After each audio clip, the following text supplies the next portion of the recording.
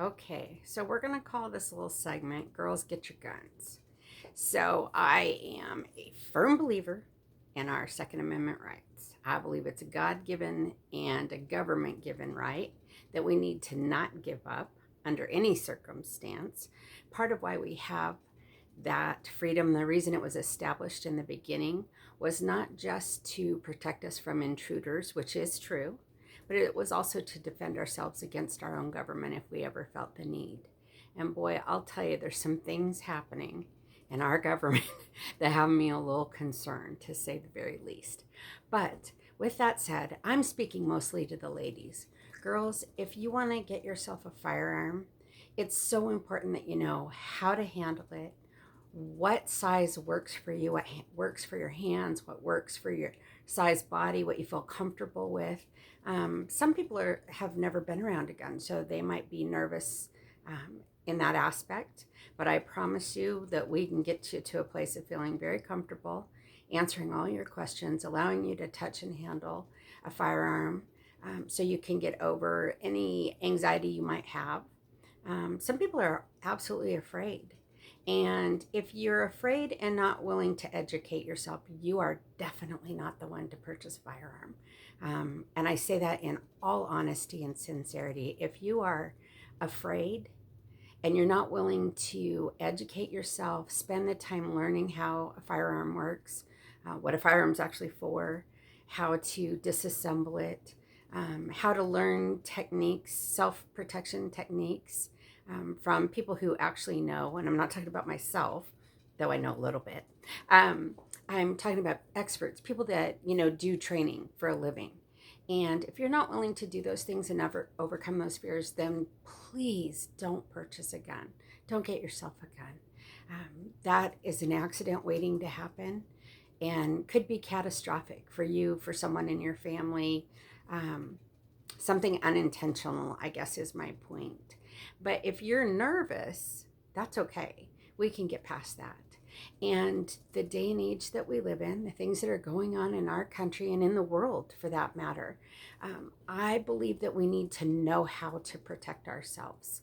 And so I'm going to be holding classes at least once a month. Um, Classes is probably the wrong word, but a get together so that women can come in. We'll be going to Foothill Firearms in Newcastle, California. And what we'll be doing is just letting you handle um, different firearms, different size firearms, letting you ask questions, get a feel for them. And then if you should decide that you'd like to purchase a firearm, you're able to take your firearm safety test right then and there. You're able to purchase. And then here in the state of California, you have to wait 10 days while they do a background check. But after that, you can pick up your firearm. And then I recommend you spend some time practicing shooting your gun. And after you've done that for a while where you're feeling confident, I recommend, if it's at all possible, that you get your CCW, which is a concealed carry weapons permit, so that you can carry all the time. I'm a firm believer in carrying all the time. Now, I'm going to do my best to take my phone and kind of try and show you a few of the guns we have here, that are mine personally. And again, if you don't have a CCW in California, do not carry a firearm. It's not worth the trouble that you could get in. Um, but if you get one, then I highly recommend that you carry all the time. I have a lot of friends that do carry. I have a lot of friends that, or a few, I should say, I shouldn't say a lot, a few friends who have already been in some very uncomfortable predicaments in the last few weeks. Um, Not necessarily with rioters, that's not accurate, but just people that are in a place to do trouble. And none of them have had to shoot anyone or anything like that, but definitely felt more comfortable for their safety and the well-being and safety of their families, that they were able to carry. And so I highly recommend it. But I'm going to show you a few things I have here. I'm going to do my best to. I'm going to make some changes on the tripod, hopefully, and show you what we've got here. Okay, so this is a Derringer 357 Magnum.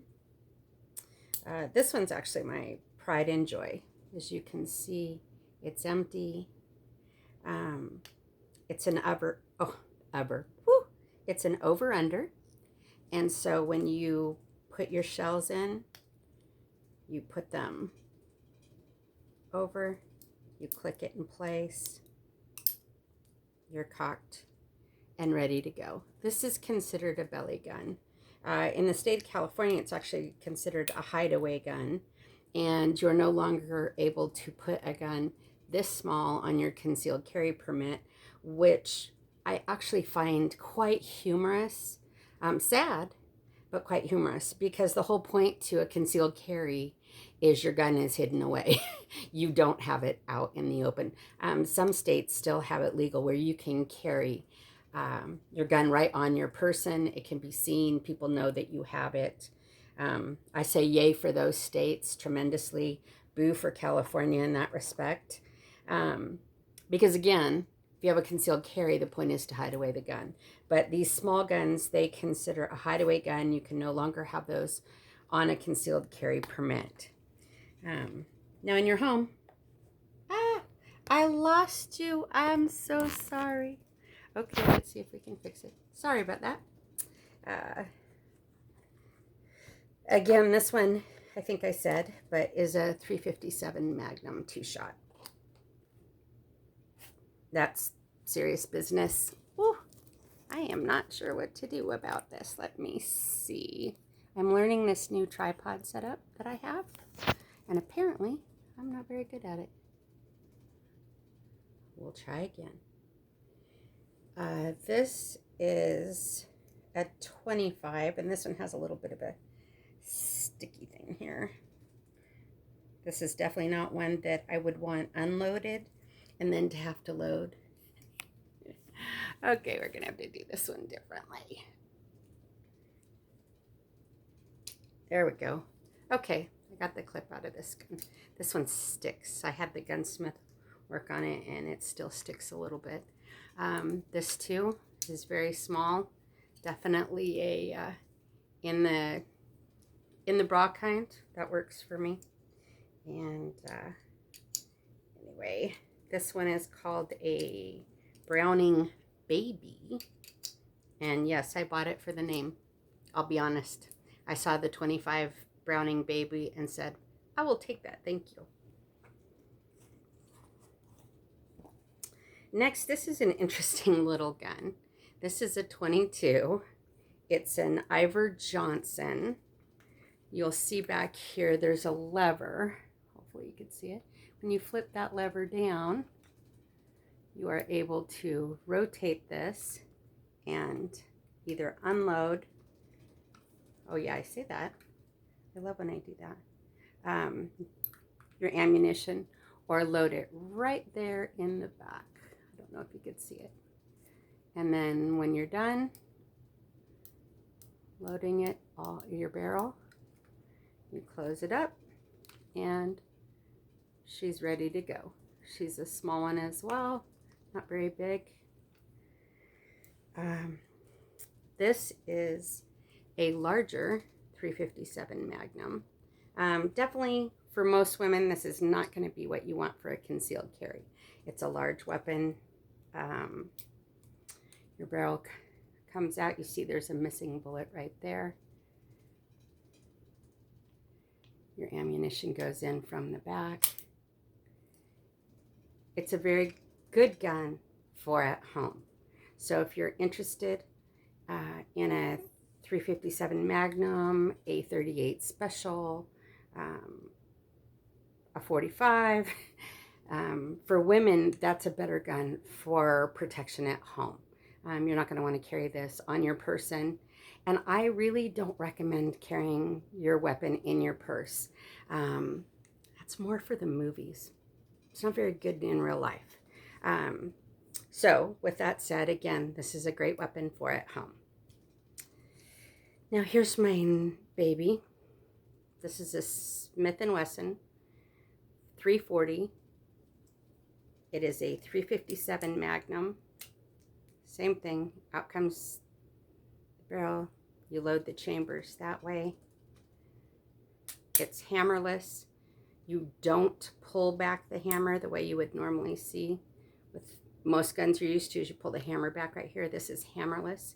So the minute you have this set in motion without the safety on, you pull the trigger and you start firing. It's an excellent gun. It's serious business. It's no joke, let's put it that way.